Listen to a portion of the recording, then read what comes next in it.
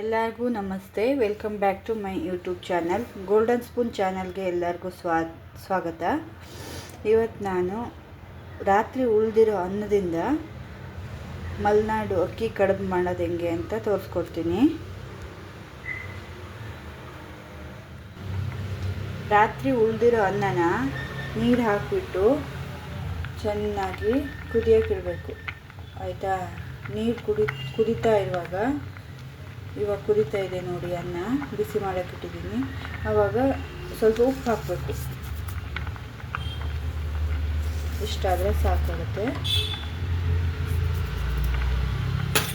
ಅದನ್ನು ಮಿಕ್ಸ್ ಮಾಡಬೇಕು.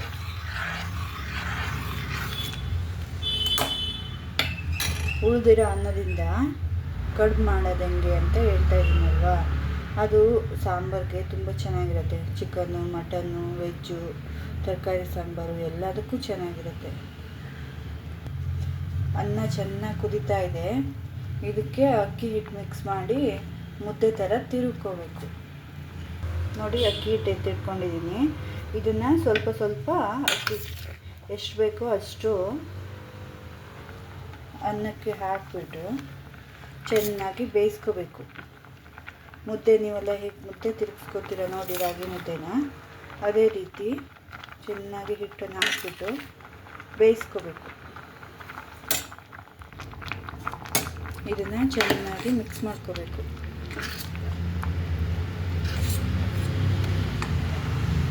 ಈ ರೀತಿ ಮಿಕ್ಸ್ ಮಾಡಿದ್ದಾದಮೇಲೆ 2 ನಿಮಿಷ ಇದನ್ನು ಚೆನ್ನಾಗಿ ಒಗ್ಗೋದಕ್ಕೆ ಬಿಡಬೇಕು. ಒಗ್ಗೋದು ಅಂತಂದರೆ ಅದು ಚೆನ್ನಾಗಿ ಹಬೆಯಲ್ಲೇ ಬೇಯಬೇಕು. ಅದನ್ನು ಪ್ಲೇಟ್ನ ಹೀಗೆ ಮುಚ್ಚಿಬಿಟ್ಟು ಒಂದು 5 ನಿಮಿಷ ಸಿಮ್ಮಲ್ಲಿ ಇಟ್ಬಿಟ್ಟು ಬೇಯಿಸ್ಕೊಳ್ಳೋಣ. ಇದನ್ನು ಗ್ಯಾಸನ್ನು ಆಫ್ ಮಾಡಿಬಿಟ್ಟು 5 ನಿಮಿಷ ಹಂಗೆ ಇಡೋಣ. ತಣ್ಣಗಾಗೋವರೆಗೂ ಒಂದು 10-15 ನಿಮಿಷದಲ್ಲಿ ತಣ್ಣಗಾಗುತ್ತೆ. ಅದನ್ನು ಹಾಗೆ ಇಟ್ಬಿಡೋಣ. ನೋಡಿ, ಕಡುಬಿನ ಹಿಟ್ಟು ರೆಡಿಯಾಗಿದೆ. ಅದನ್ನು ಈ ರೀತಿ ಅಗಲವಾಗಿರುವಂತಹ ಒಂದು ತಟ್ಟೆಗೆ ಹಾಕ್ಕೊಂಡಿದ್ದೀನಿ.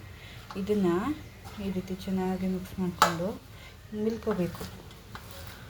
ಅದನ್ನು ಉಂಡೆ ಮುದ್ದೆ ಅದಕ್ಕೆ ಬರಬೇಕಲ್ವ, ಅದು ರೋಲಾಗಿ.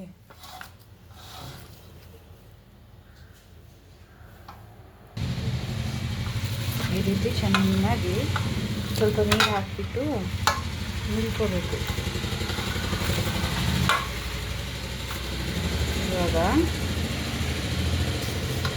ನೀರು ಹಚ್ಕೊಂಡು ಸ್ವಲ್ಪ ಸ್ವಲ್ಪ ಹಿಟ್ಟುಗಳನ್ನ ತಗೊಂಡು ನಮ್ಗೆ ಯಾವ ಟೈಪಲ್ಲಿ ಬೇಕೋ ಆ ಥರ ರೋಲ್ ಉಂಡೆಗಳನ್ನ ಈ ಥರ ಮಾಡಬೇಕು. ಹೀಗೆ ನೋಡಿ, ಕಾಣಿಸ್ತಾ ಇದೆಯಾ? ಒಂದು ಕೈಲಿ ಇಟ್ಕೊಂಡು ಕ್ಯಾಮ್ರಾನ ಮಾಡ್ತಾಯಿದ್ದೀನಿ ನೋಡಿ. ಈ ಥರ ಎಲ್ಲನೂ ಮಾಡ್ಕೋಬೇಕು. ಎಲ್ಲ ಹಿಟ್ಟನ್ನು ಮಾಡ್ಕೋಬೇಕು. ಇದೇ ರೀತಿ ಈ ರೀತಿ ಮೆಲ್ಕೊಂಡು ಇದು ಮಾಡಿಕೊಂಡು ಈ ರೀತಿ ಉಂಡೆಗಳನ್ನಾಗಿ ಮಾಡ್ಕೋಬೇಕು. ಆಯಿತಾ? ಇದನ್ನೆಲ್ಲ ನಾನು ಮಾಡ್ಕೊತೀನಿ ಇವಾಗ. ನೋಡಿ, ಈ ರೀತಿ ಎಲ್ಲನೂ ಉಂಡೆಗಳನ್ನ ಕಡುಬು ಮಾಡಿ ಇಟ್ಕೊಂಡಿದ್ದೀನಿ. ನಮ್ಗೆ ಯಾವ ಥರ ಬೇಕೋ ಆ ಥರನೂ ಮಾಡ್ಕೋಬೋದು. ಯಾವ ಶೇಪಲ್ಲಿ ಬೇಕಾದರೂ ಮಾಡ್ಕೋಬೋದು. ಆಯಿತಾ? ಇದನ್ನು ಇವಾಗ ಇಡ್ಲಿ ಪಾತ್ರೆಗೆ ನೀರು ಹಾಕಿಬಿಟ್ಟು ಬಿಸಿ ಮಾಡೋಕ್ಕಿಡೋಣ. ಇಡ್ಲಿ ಪಾತ್ರೆಗೆ ನೀರು ಹಾಕಿದ್ದೀನಿ. ಗ್ಯಾಸ್ ಆನ್ ಮಾಡಿಬಿಟ್ಟು ಒಂದೇ ಒಂದು ಪ್ಲೇಟನ್ನು ಇಟ್ಬಿಟ್ಟು ಇವಾಗ ಮಾಡಿಟ್ಕೊಂಡಿದ್ದೀವಲ್ವಾ ಕಡುಬು, ಅದನ್ನೆಲ್ಲ ಅದಕ್ಕೆ ಹಾಕೋಣ. ಒಂದೊಂದಾಗಿ ಇಡೋಣ.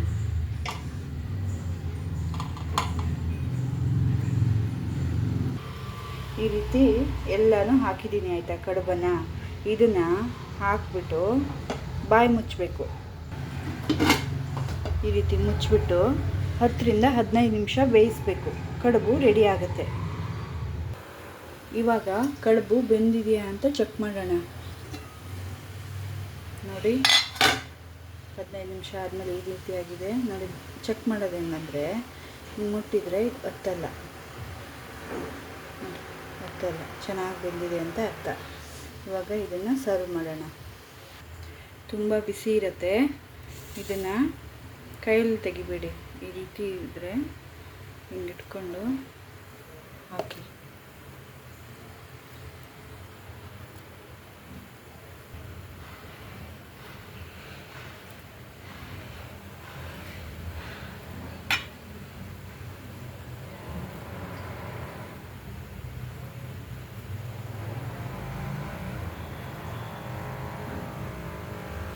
ಬಿಸಿ ಬಿಸಿಯಾಗಿರೋ ಇಡ್ಲಿ ರೆಡಿಯಾಗಿದೆ. ಇದನ್ನು ಸಾಂಬಾರು ಜೊತೆ ಸರ್ವ್ ಮಾಡೋಣ. ಸಾಂಬಾರು ಹಾಕಿದ್ದೀನಿ.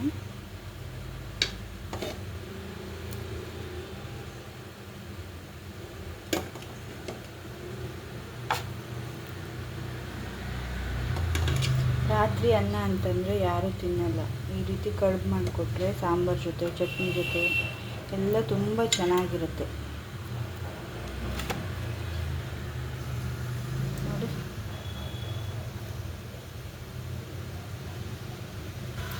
ನೀವು ಈ ರೀತಿ ಉಳಿದಿರೋ ಅನ್ನದಿಂದ ಕಡುಬು ಮಾಡ್ತೀರಾ ಅನ್ನೋದನ್ನು ತಿಳಿಸಿ ನನಗೂ, ಆಯಿತಾ? ನಮ್ಮ ಚಾನಲ್ನ ಸಬ್ಸ್ಕ್ರೈಬ್ ಮಾಡಿ, ಶೇರ್ ಮಾಡಿ, ಸಪೋರ್ಟ್ ಮಾಡಿ. Thank you.